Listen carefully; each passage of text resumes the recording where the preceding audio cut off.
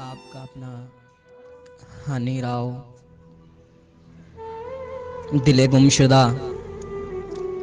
गुमशुदा कभी मिल जरा, मुझे वक्त दे, मेरी बात सुन, मेरी हालतों को तू देख ले, मुझे अपना हाल बता कभी। कभी पास आ, कभी मिल सही, मेरा हाल पूछ, बता मुझे, मेरे किस गुनाह की सजा है ये, तू जुनून साज बेखुद बना, मेरी वजह इश्क यकीन तेरा। मिला यार भी तो तेरे सबब, वो गया तो तू भी चला गया।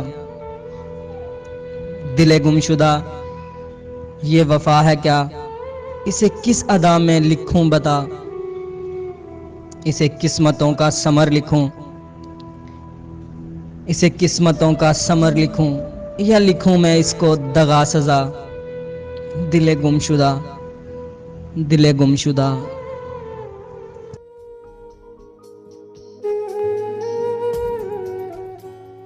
अस्सलामुअलैकुम दोस्तों, आप सब दोस्तों से गुजारिश है कि अभी तक आपने प्यार मोहब्बत की बातें इस चैनल को सब्सक्राइब नहीं किया तो प्लीज़ इस चैनल को सब्सक्राइब करें।